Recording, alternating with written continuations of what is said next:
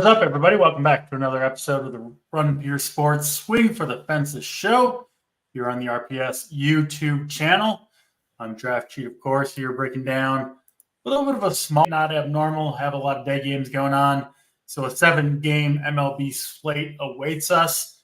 And as far as I know, at least with me making his Run Pure Sports MLB debut for the season, Mr. Kevin Fallick. I don't know if you've been on the show with someone else. It's not many for the MLB show, so probably not. But happy to have you here. How you doing, Fallick? It's been a while since we've done a show together. Doing well. My wife's out in New York City right now, enjoying the commotion out there, and I'm just here today. And I have the kids, but thankfully I'm not in charge of children until about an hour and a half from now. So things are good. Things are great. Playing this early slate and moving up pretty fast. Played Braves and Milwaukee and Phillies. So went cheap at pitcher and got the 11 points that I wanted out of Mr. Miles Michaelis, or however you say his name. And we'll see where the rest takes us for the day. I got a lot of Zach Wheeler coming myself. 3 strikeouts in the first inning, so that could make a charge as well. We shall see. Decent teams looking for me as well. Long way to go in the afternoon slate. But with that, let's jump into this slate. 7 games. As I mentioned, I don't think any really weather issues whatsoever, which is always nice, kind of getting that into that time of year. May 1st. So we do have the first month of the baseball season in the books. And, I personally prefer these kind of warmer summer months, more home runs, more runs scored in general. I don't know. I don't know about you, Fallick. I don't love the 40-degree 3-2 any pitcher can get by baseball games. Sometimes we see early in April. So I'm happy to see the temperatures warm up, more runs on the board. For me, makes for more exciting baseball and more exciting DFS play as well. So with that, we will jump into it. I will note, first thing to note on this slate, both DraftKings and FanDuel, I think maybe for the first time all season on a weekday, are starting their slate early. That's probably happened once or twice before, but half an hour early. So that 6:35 Eastern time start, including the 2 games that do start prior to the normal 6 p.m. start. So we do start with New York and Baltimore again, 6:35 Eastern time start on this one. It is Corbin Burnes pitching for the Baltimore Orioles, who has been good so far. I would say like a little bit underwhelming in terms of the dominance. He did strike out 11 on the opening day of the season, but since then, high in strikeouts in the next 5 starts has been 5. So hasn't had quite the Corbin Burnes strikeout stuff that we're used to seeing. He'll go up against Luis Gil, who I have been pretty high on to start the season. He's been pretty good to us, honestly, in general, especially kind of at the cheaper price tags that he had early on in the season. A good strikeout guy, also a guy who can walk. Ton of guys actually had a season low in walks last time out against Milwaukee, just 2 there, but did give up 5 earned runs. And I remain a fan of Luis Gil, Fallick, but I do have a hard time not seeing him being prone to blow-ups as the season goes along. And I can see one happening here in Baltimore. 85 degrees, obviously rivals here, AL East rivals, Baltimore, Yankees. Bunch of left-handed bats for Baltimore. They got a dangerous lineup out there. And I like the Orioles side of this one, frankly, on both sides of the ball, both pitching. I think Burnes could have kind of a breakout outing here. And I think the Orioles, while I do think Gil is capable of a big game against anybody, I got the Orioles side in this one. I think Gil struggles maybe with his control, put some guys on base. And we know this team can do a lot of damage if that's the case. So give me the Orioles on both sides of the ball. But where do you stand, Fallick, on the Orioles and the Yankees to kick off this slate? Yeah, I think it's an interesting slate, first of all. Like, it's a very interesting slate with a lot going on. Lots of good spots for teams. Some really weird pitchers versus really bad batting team, like hitting teams as well. Yeah. You got you have a nine total in Colorado and Miami, so you can't ignore it. But then you're like, well, do I really want to play Munoz, who didn't show much in the minors? He was fine in the minors, but like, do I really want to play this guy? You got Dakota Hudson on the other side. Do I really want to play him? But then you're looking at some of these bats that you can get to, and there's really nice bats that you can play in this slate as well. And it starts with Baltimore for me as well. I just think that Baltimore has the upside against them, and I think they're going to be pretty low owned solely because of their price tags. They're not cheap anymore. They are expensive, and I think that is going to keep their ownership very low. So yeah, give me Baltimore. I was interested in Burns, but now as I continue to look at it, I'm just going to avoid it probably more than anything else and just ignore both sides. I play 3-max. I don't think that's been discussed on here. I'm a 3-max kind of player. So, I focus in on winning those 3-max tournament, the 254 ball, which I see that the Bumpsta, who I was close to him last night, made a good 20K on that, I believe, or something like that on the 250. He's giving away a 250 max entry. This is sorry to cut you off, but news to me. Yeah. But we got it's worth the interruption here. If Bumpsta giving away a 250 ticket. Don't worry, I've already figured out how. Don't you worry. We're gonna allow. Okay, you got it. Good. We'll allow 7 more minutes for people to get in, and then make sure you have your Discord up, because it's gonna be a lot of fun for a second. Cool. So we'll get it on there. But yeah, give me Baltimore. I'm gonna avoid the Burns and the Yankees and just hope that they enjoy beating up on each other a little bit both ways. So neither of them does very well. I think that's fair with Burns and the Yankees. I think that's going to be. I got to pull up the ownership here, but I think it'll be a somewhat popular approach. Just watching these last few Burns starts, there's been a bunch of games where the Orioles have gotten off to kind of big leads, and it kind of has seemed like Burns is he's a veteran pitcher that doesn't have a lot to prove, and it's kind of looked like to me like he's been in cruise control mode, right? Where he's I'm going to give this team 7 innings, and if I give up a couple runs along the way, so be it. But I'm not going to empty the tank when I don't need to, because the Orioles have championship aspirations and all that. So just it's not really backed up by the numbers, Fallick, but just a hunch. I think Corbin Burns against the Yankees tonight might come out with a little more pep in his step. It is possible for these pitchers to kind of elevate their game for one day. I mean, we saw with Jack Flaherty, 14 strikeouts against his old team, the Cardinals, throwing harder. I just have a hunch we might see something similar from Corbin Burns. So I have a little more interest in him than you. I do get not going there. On paper, the Yankees not really a team to target, so I totally get that. Let's get to the next game on the slate, Colorado and Miami. You already mentioned this one. Falk, this is one of the 2 games that starts before that normal start time on DraftKings. 9 total in this one. You understand that with 2, frankly, pretty bad pitchers on the slate. Dakota Hudson pitching for Colorado. We've seen him pitch a bunch for the Cardinals. Not a good guy. Doesn't generate strikeouts. A guy to target, especially with left-handed bats, but you can certainly play anybody against him. And then Roderick Munoz will pitch for Miami, who has been decimated by injury to their pitching staff early this season. He actually had a good start against the Cubs, one that I personally am not really buying going forward. I mean, he has a long history of extreme walk problems in the minor leagues that I would very much suspect come back to bite him sooner rather than later. I think that's why you see a pretty high team total for the Colorado Rockies here. These games are some of the toughest for me, Fallick, where you got 2 really bad offenses against 2 really bad pitchers, and you're like, which direction do I want to go in? Do you have a direction that you lean on this game? I'm kind of leaning on not playing a ton from it in general, but it could be talked into really either offense or either pitcher, honestly, in this game. It's just one of those weird ones. But what do you see here, Falek, between the Rockies and the Marlins?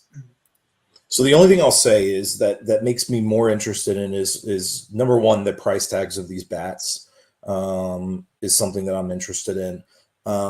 Number two is that these not only are these pitchers bad, but the whole pitching staff is bad. So bullpens are really bad for Miami and Colorado. Like bottom 5 in the league, I would say, for both teams so far this year. Both Miami and Colorado in their bullpen. I'm going to be interested in both of these teams as just like 3-piece here, 3-piece there kind of guys. Jordan Beck's a very talented prospect, in my opinion. He's a former Tennessee Vol, only 23 years old. So obviously they believe they have something in him. First round pick in 2022. He has power, solid average, and he steals a couple bases here and there as well. So Jordan Beck is a guy I'm definitely going to be interested in if I'm playing a 3-man stack of Colorado with some of these guys in the middle of the lineup probably. Yeah, like the Beck call, and both these teams have some relatively cheap bats. I mean, Colorado doesn't have anyone over $5K, and I think cheap stacks against bad starting pitchers, right, that you don't really believe in, I think is a pretty good way to go. So yeah, no problem. I mean, even that like bottom of the Rockies lineup, like if you're counting on a lot of walks and kind of just the accumulation effect going up against Roderick Munoz, which I think is the best way to bet against him, I do think they make some sense. So I like the bet call. And yeah, I don't mind sprinkling these Rockies in there. I mentioned this. They're all prospects is what I like about the bottom of the order. I like because they're prospects. Right. We're not sure they suck yet compared to some of the other cheap guys on the slate.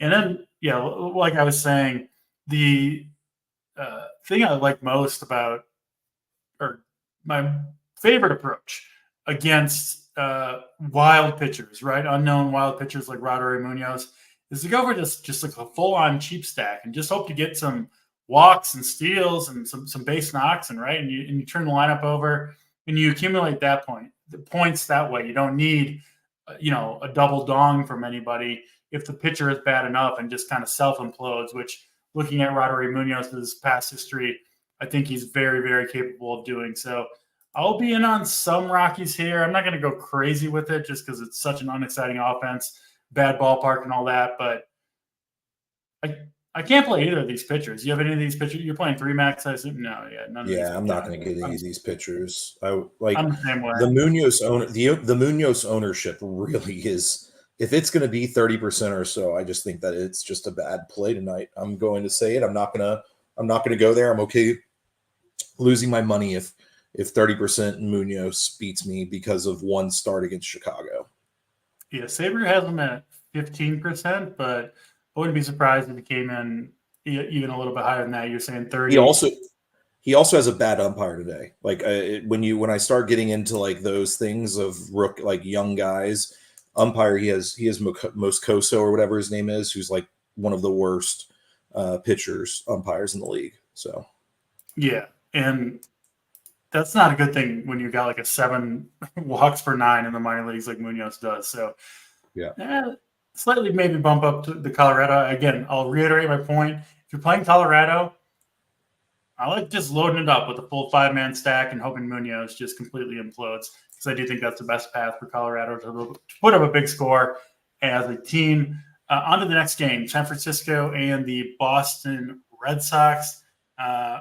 Almost the same pitching weather that we saw last night in Boston. I played a decent amount of Christwell, who was like, he was like 0.2% owned. I think he put up like 20 fantasy points at a super low salary. I wish I would have played even more because I was somewhat convicted there. It was the weather that really drew me in. It was all those like lefties against San Francisco. I'm like, there's no way these guys are going to be able to hit home runs out to right field when it's cold and the wind's blowing in a tough ballpark to hit home runs to right field in general. And so Cutter Crawford benefits from the same thing and is a much better pitcher than Chriswell is. But yeah, cold, mild temperatures, I guess I would say. Winds blowing in, a bunch of lefties on the hill. And Crawford's been good this year. Kind of overlooked in my write-up, honestly, earlier, but I do think he's a pretty strong play here at 8,600. Ownership-wise, coming in, maybe around 20%. That feels more than fair to me. So I do like Crawford. I'm out entirely on the San Francisco bats. The Red Sox bats are more interesting because they get Eric Miller, kind of a bullpen game from San Francisco. I still don't love targeting this park in this weather, but Red Sox side is certainly way more interesting to me than the Giants side is. What about you, Falik? Boston and San Francisco here. Yeah, I'm not going to play Boston or San Francisco bats, but I am definitely interested. Oh my gosh. My kids just walked in, so give me a second after I go with this. Cutter Crawford's my number one pitcher on the slate, so I hate San Francisco. I like Cutter Crawford, so yeah. Go ahead, go take care of yourself, Falik. I knew as soon as he said, unfortunately or fortunately, I don't have to take care of the kids today. The kids would be knocking. So hopefully, Falik will be back at some point. Like I said, I'm in on Cutter Crawford here. The bats look pretty questionable. It would certainly be the Red Sox side that I would be more willing to play, but not excited about them either. You took care of that quick, Falik. Your kids listening to you well these days, huh? Yeah, I got a 5 and a 7-year-old. So the 7-year-old came. I think 5-year-old is coming now. So yeah, they're listening though. Yeah, I think we've seen enough from Boston and San Francisco. Next game on the slate: Chicago Cubs, New York Mets. Another pretty tough hitting environment here in New York. Going to be 60 degrees, crosswinds in a park that plays favorable to pitching in general. Jose Buto and Shota Imanaga will pitch. Imanaga going for the Cubs, Buto for the Mets. Imanaga has been. And he's been awesome for the Cubs. I know he hasn't had monster performances outside of that his first start against Colorado, but I mean, this dude's sitting on an ERA below 1, a WHIP below 1. What is he? 4-0 for the Cubs. Exquisite command, just pounds the strike zone. The matchup against the Mets, I think, is kind of average-ish if you average it all out, I suppose. But man, I'm in on Imanaga on this slate. I've been in on him. I still think he kind of goes under the radar, maybe just because he's a newer name to the league. I'm not sure exactly what's up there, but I like Imanaga. Jose Buto, I'm not a believer in. He did have that big start against Kansas City. Has kind of tailed off since then. I don't think he's a bad pitcher, so I'm not going crazy with the Cubs here or anything, but Imanaga by far my favorite play overall in this game. What about you, Falik? Cubs and Mets. Yeah, it's just another game that I'm pretty low on overall. Imanaga, I'm worried about his price tag with the number of pitches he's been getting.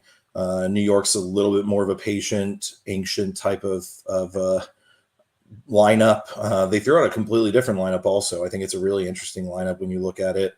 And I'm probably just going to avoid it on that end. And I don't like messing with Chicago with pitchers, and I think their bats are the lineup's a little weak overall. So it's not a game that I'm getting on this 7-game slate in my 3 build. If I were playing 150 or something like that, I'd have a lot of Imanaga, and I'd have more of the Chicago side personally. All right, that is Chicago and New York Mets. And let me just say real quick, Don Play Y'all Bitches asked if we're doing NBA DFS today. I just spent an hour and 15 minutes talking to JVC and JSU and doing an NBA show. Memberships are great deals that are offered at RPS. It's behind the paywall show that was offered, and we spent a lot of time talking about just every single play on the slate. So yeah. Oh, it's 406. I should probably offer up the deal for the winner. So what's going to happen is you're going to go in the live show chat, and you're going to just tag Mangone. If you say anything, that's going to disqualify you. You're going to just tag Mangone, and I'm going to, in a few minutes, have DC pick a number, and that person's going to win. Simple as that. Tag Mangone, and he'll have probably no clue what's going on. Just tag Mangone, and I will pick a number to DC's going to pick a number for the winner. See, Falk, I feel like this happened the last time we were on the show. This is one of the worst giveaway promotions that I've ever seen on a $250 ticket, no less. And we don't even get a roast of Mangone. We just got no. I don't want to roast. I want him to be like, "Why is everybody tagging me?" I don't want the roast. It's going to take him 1 second. And I'll figure out why. It's way better to get a roast of Mangone. I mean, no, too much work to sift through. We're just going to tag. I'm going to make a note over here to never let Falk be in charge of the giveaway ever again. But for today, we will go with that. And you did steal my thunder, Falk. My favorite part of these shows is promoting, the like button and the promo code DC15. Oh, my apologies. For 15% off your first monthly or weekly payment. But that's all right. We'll forgive you that. Less so forgiveness on the bad giveaway. But hey, we're happy to give away the $250 ticket. For the less clever among you, now you have a chance to win one. Maybe you're not good with Photoshop, and not a comedian. So yeah. Here for the people. Here for the simpletons. Man of the people, Kevin Falk. Normally my turn, but we'll give it to Kevin today. 3 more games to get to. We're cruising right along on this show. Of course, we will do favorite stacks, pitchers, home run calls, favorite plays of the day when it's all said and done. Throw in any questions you might have, and I'd say go roast Mangone, but not needed. Just tag the guy and you're entered in the $250 ticket giveaway. Let's move to the Washington Nationals and Texas Rangers. I think a pretty fun game here. I could see a lot of different takes on this game. Honestly, Andrew Heaney pitching for Texas, longtime veteran, one of the more Jekyll and Hyde pitchers in baseball, where he can sometimes pitch you to the top of a GPP if he's got his stuff rolling. He can also be the guy you need to stack against to win a GPP. So I think that's kind of really true against the Nationals, who talked about yesterday. They're running crazy on the base paths. Every chance they get, they're off to the races. And teams like that can put up fantasy points in a hurry. They definitely go overlooked. People look at the team totals. They don't account for, the stolen bases. And generally those come in bunches, right? Where if Andrew Heaney's bad, he's walking dudes, he's putting guys on the base paths like Abrams, Jacob Young, Lipscomb, I would say Senzel to some extent, Winker to some extent, Eldumargo Vargas to some extent. Like all these guys can steal bases, and Heaney does put a lot of dudes out there. He can give up the home run. So I think the Nationals are an interesting sneaky stack. And then I assume the Rangers are going to come in pretty high owned here against Trevor Williams, who so far has, in my opinion, pitched way above his talent level. I don't think he's anywhere close to a 2.7 ERA pitcher or a 15 fantasy point per game DraftKings pitcher, whatever you want to call it. So yeah, kind of like both offenses here. Heaney at 6K against the Nationals at home. I think you could make the case for that if you're, trying to get in some big bats. I don't hate that play. But what about you, Falk, Washington and Texas? So I just want to say that I've been playing Washington like all season in preparation for what they've done. And of course, the finally go off against Miami, which all of those games started 20 minutes before the slate started on that 20-minute, 6:45 Eastern, whatever, pissed me off so damn much. Jacob Young, I've been saying he's such a good prospect for DFS because he just runs the bases. Whenever he's on, he's going to run, is what I said. And he had 6 stolen bases in 3 games against Miami. I've been talking about him a lot too. It pissed me off so much. These stolen base guys have so much more upside than people can give them credit for. Yeah. So the answer is that I am confused, and you may be able to help me more understand it, by Andrew Heaney this season. He's been reverse splits this year more than he usually is. And it's only been like 15 at bats versus 90 or whatever, so it's not a good sample. But man, I want to play Andrew Heaney so badly today. It's like one of those regression things where I think that Washington is just going to go back to what they usually are. But then you look at these price tags for these guys for the Nationals, and it's really nice price tags. I'm just worried their ownership's going to be high. Like, maybe I'm wrong, but I think their ownership's going to be high. And I don't have much interest in Texas. Probably should have more interest in them, but it's just not where I'm looking. I'm going to be very high, unfortunately, for better or for worse, on my Astros today. And I'm going to just eat that chalk, I would say, instead of forcing in the Rangers. The big man has spoken, Mr. T himself. Yeah, that's what I think, that they're a really good play today. That he is, I mean. Yeah. Yeah. I honestly have no problem with Andrew Heaney. I don't know if I'd go as far as best play on the board by a mile, but hey, I like the gumption from Mr. T there. And yeah, I'll bump Andrew Heaney up my ranks at least a little bit with the big T endorsement.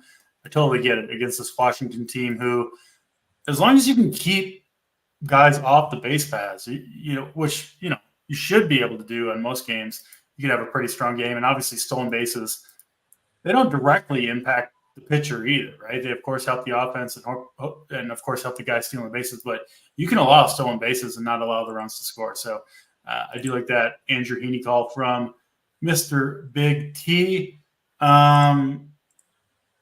Why not on the Rangers, Fallick? Just go in a different direction tonight? Yeah, it's just a different direction move.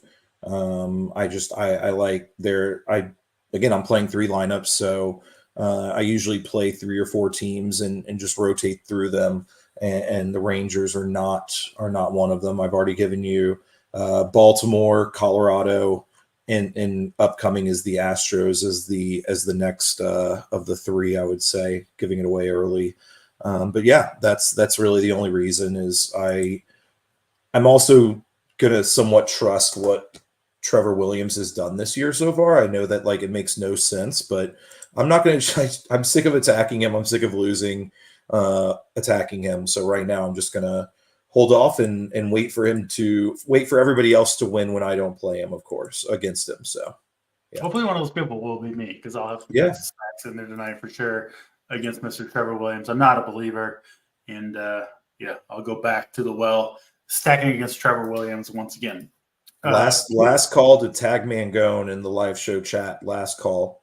We got 2 games left, so last call to just simply tag him to be up for the winnings. Do not tag twice or dump it in twice. That's just annoying. So last call. And if any of you have the balls to actually insult Mangone, maybe I'll overrule Fallick and give you the ticket anyway. Go for it. Cleveland and Houston up next. Christian McKenzie, Justin Verlander. We've gotten to my favorite stack of the day, or certainly one of them. Fallick, the Astros, your Houston Astros against Tristan McKenzie, who I was pretty high on coming into the season and have since very much reversed course, even with his pretty solid 2 last outings. Watching this guy, he seems like a disaster waiting to happen for me. And this Astros lineup, I said it yesterday, getting rid of just a black hole of Jose Abreu in the middle of it, calling up the youngster. I know the Astros are off to a horrible start record-wise, but there's absolutely nothing wrong with Altuve, Alvarez, Kyle Tucker, Jeremy Pena having the best season of his career. You call up Joey Loperfido, who's 2.8K. We talked about Singleton now being much more free of, not completely free, but freer of pinch hit risk with Abreu off the squad, they were kind of straight platoon partners. And yeah, McKenzie, I'm just not a believer. He's pitched most of these games in very cold weather. He's pitched the last 4 games at home in Cleveland, where it's been 40 degrees every game. he's given up all these rockets that have just died at the track because, the ball doesn't travel when it's 40 degrees. I think the Astros could absolutely tee off on this dude tonight. You can run on him a little bit too. The Astros got a little bit of speed in that lineup. I'm in on your Houston Astros, Phallic. And I like the Cleveland side too. I was on them yesterday against Hunter Brown. I don't know, double or triple the field. Not enough. This Guardians team, I keep talking about it on the show. They are an underrated offense. I know they don't have the most power in the world, but man, they put the ball in play. They string rallies together as good as any team in that top, 4, 5, 6 in the lineup. Like, what you're really looking for in a stack, everyone thinks home runs, but when I think of a stack of what I want, Phallic, it's like 2 big rallies, right? Out of 5 guys that are strung together, right? Where you want 2, 3 hits, a walk, a steal strung in there. You just need it twice out of the 4 times that string of players comes up together. And the Guardians, top of the lineup, man, they can get it done. So I'm on the offenses on this game. No interest for me in really either pitcher. Certainly not McKenzie, and I'll pass on $9,200 Verlander myself. Not a believer in him. I'm not going to be playing him much this season, most likely, unless he really shows me something that I'm not expecting. So Astros side I prefer, but I wouldn't be surprised to see the Guardians surprise some people tonight. Give me the offenses here. What about you, Phallic? Astros and Guardians. Yeah, Astros 1 through 9's in play tonight. I truly believe it. I think that this is listen, I love Diaz, but I think Caratini has deserved more run. He's finally getting the opportunities. He hit a walk-off last night to win honestly, every game's big right now for the Astros, but getting Loperfido in, like losing a guy like Jose Abreu, which is really tough on a team. Like, as much as we want to make fun of him of like how poorly he's played, he's a veteran who came here. He's a leader, and seeing him as struggle as much as he is, I as much as people are laughing about like, oh, he's never coming back because this is Alex Manoah type of stuff. Like, I totally disagree. I think I'm one of those people, by the way. So yeah, I just don't agree that that's going to be how it works. I think that there is mutual agreement for a 30 whatever year old to like figure it out when he had a great playoff season last year, and they know that he's a critical piece and they want him to be able to just take a break, and it was mutually agreed upon. If it wasn't mutually agreed upon, I think it's a different story. I think you're creating a toxic situation. Like, this was mutually agreed upon and they've both said it, and so I don't think that there was any like bad ill feelings towards it or anything like that. So give me the Astros 1 through 9. They're gonna. I think the Astros are ready to go on a run. They got Framber back as well. Like, I think that it's gonna be dependent on this offense though, and that's the thing. This offense is going to be the big piece. I would like Justin Verlander a lot more if I knew he was going to get the pitching numbers, the pitch count up, and the team was going to let him. I think last game, I watched the whole game. I think he looked overall really nice. I had people disagreeing with me in the chat, but like, I think he looked pretty solid getting out of the jams that he was getting in and stuff like that. But like, he was throwing a lot of pitches and there was a lot of patience coming from Cleveland, and you have Angel Hernandez behind the plate. And correct me if I'm wrong, DC, you just don't want to mess with Angel Hernandez with the pitcher. Like, it's just, while he's not necessarily a hitter's ump or anything like that, he's just so all over the place that you don't feel comfortable or confident with the called strikes that will come possibly sometimes as well that you should be getting. Yeah, I don't actually have the numbers on this, but I feel like Angel Hernandez is probably like, he seems like a guy who would have his like favorite pitchers who he just like favors every time he umps them, which wouldn't shock me if JB was one of those guys. But I'm on the Cleveland side of this game regardless. And honestly, even if Verlander was kind of his vintage self, man, I'm not picking on this Cleveland team, especially with right-handed pitchers right now. They just do such a good job of putting the ball in play, some of the lowest strikeout rates in the majors, especially at the top half of the lineup, which I think is an overrated aspect of people look at like the cumulative strikeout rate on the whole lineup, but the top half matters like almost twice as much because you're gonna have to get through that right the third time, and so that's kind of what really matters. So yeah, offenses in this game, Guardians and Houston for me. With that, we will move on to the last game of the slate. Dodgers and Arizona out west. Hopefully, the Diamondbacks got the beehive situation straightened out. Pretty wild to have a 2-hour delay for a bee infestation, but the game finished at like 3 a.m. Eastern time last night. Jordan Montgomery was scheduled to pitch that game. He got scratched once the delay happened, so he'll start tonight instead, which I don't love for him, honestly. Like, got all warmed up, ready to pitch, and then, shut him down. And now he's got to kind of ramp up that whole process again. Starting pitchers in particular are, they're used to the routine, the 5-day routine, getting warmed up. So I wouldn't have played him anyway, but it does make me like the Dodgers a little bit more than I would have against a pretty good pitcher in Montgomery.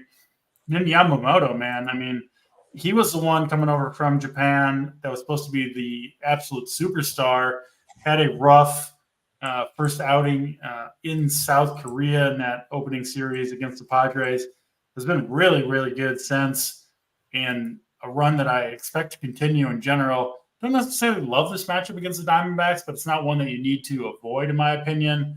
And I do think Yamamoto, given a relatively healthy total for the Diamondbacks tonight against him, I think maybe he flies a little bit under the radar.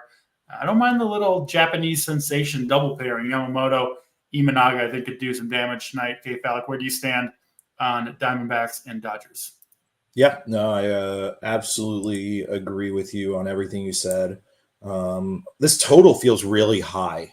I want to say a 9 total with these two pitchers feels way too high in my opinion. That's what I was thinking, man. 9 in this game with these two guys. Yeah. So I'm not going to be on any bats. I'm not going to be on Montgomery personally. I just don't see how you can do it at that price tag. But Yamamoto, I think, is the real deal. Like 100% the real deal. So give me some Yamamoto for sure on this, but not on any bats because the problem is I don't see how you can pay for these Dodgers bats at this price tag going against Montgomery instead of any of the bats for like the Astros and things like that. I just don't see how it can work.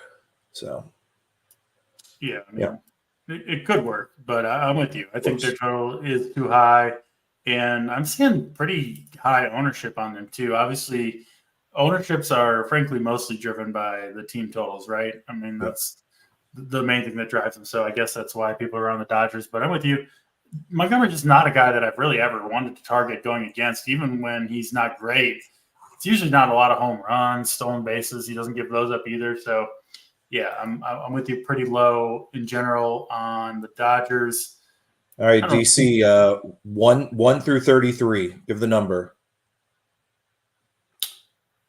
20. All right.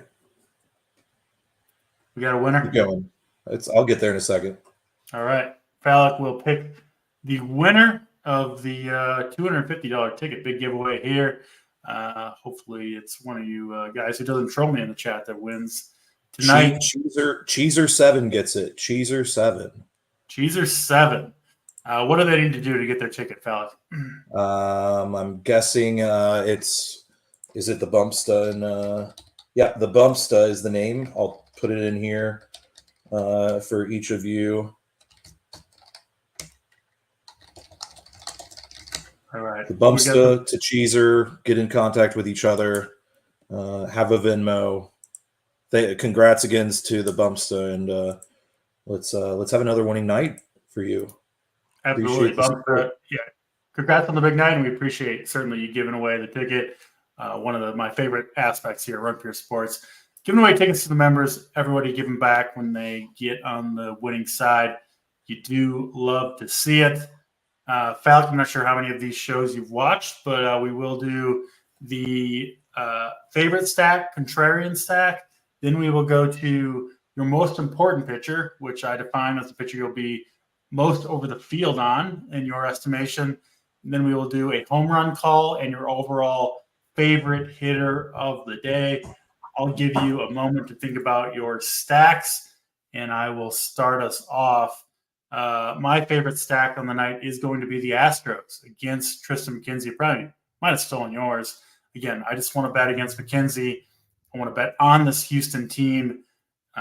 They've been good, but even getting it rolling more without Jose Abreu in there. So they are my number one stack overall. Number one contrarian stack for me. I don't know how contrarian they're going to be, but it's going to be the Baltimore Orioles against Luis Gil, a pitcher that I like, but I think is due for a big blow-up start given how wild he is. So Astros and Orioles for me. What about you, Fallick? Favorite stack overall, favorite contrarian stack? Astros favorite stack, and Colorado is going to be the contrarian stack today. Yeah, they're close up my list as well. Let's go to our most important pitcher, not necessarily favorite pitcher of the day, but the guy you think you will be most over the field on in your lineups. If you're ready, you can go first because I need to look up the ownerships to figure out which one is going to be my choice. Do you have who you think will be your most important pitcher tonight? I think it's Yamamoto is the pitcher ownership piece. I'm seeing around 20% for Yamamoto. Am I off on that? That's yep. No. Sabres got him right at like 17 to 20. So, yep. Yep. So Yamamoto is the guy for me. He was on my short list, and I didn't really mention this during the show. I wrote it in my article. I'm paying for the pitching tonight. I've got really three guys in my pool. It's Corbin Burns, it's Yamamoto, and it's Shota Imanaga, who will be my answer to this question. A big believer in him. Seeing him around 13%. I don't really trust any of the cheap pitchers on this slate, so I'll be finding some value bats. Getting in the two Japanese guys and Corbin Burns, I think, are the three guys that I personally will be focusing in on this slate. Let's get a home run call, Fallick, maybe from a lesser-owned team or a lesser-owned stack that you're looking at tonight. Lope Fido is going to get his first home run of his career. He looked good last night, and now he gets lovely Tristan McKenzie, who's just – I think he's going to get trashed on. So give me Loper Fido as the pick on that end. Love it. Loper Fido, 2.8K on DraftKings. I think a really strong play. I'll stick in the outfield. I'll go to a different game. Evan Carter, who's been heating up a little bit, gets Trevor Williams. I think he takes him deep in Texas tonight. And finally, Fallick, I'm going to give you two rookies. Why not? We're just going to give out some rookies. This one at least has hit a couple of home runs in the majors, but Mr. Heston Kjerstad, I don't know how to say his last name, but you got it. I got it. All right, Heston's going to get his first home run of the season and of his official rookie campaign. You got lucky the first time. You didn't dare say it again. But yeah, Heston Kjerstad. For the people wondering, love that call. What is he, 2,500? I think on DraftKings. Yep. Was absolutely smashing. Hasn't gotten his chance to play much, just because the Orioles are so loaded. It's just hard to crack that lineup. But yeah, I love the Kjerstad call. We'll go to those are your home run calls. I'll give one as well. I don't think I did yet. Man, I like these Orioles. So I'll stick with that same team. Colton Cowser gets one for the Orioles. Favorite overall bat on the slate? Okay, Fallick, go ahead. Ooh.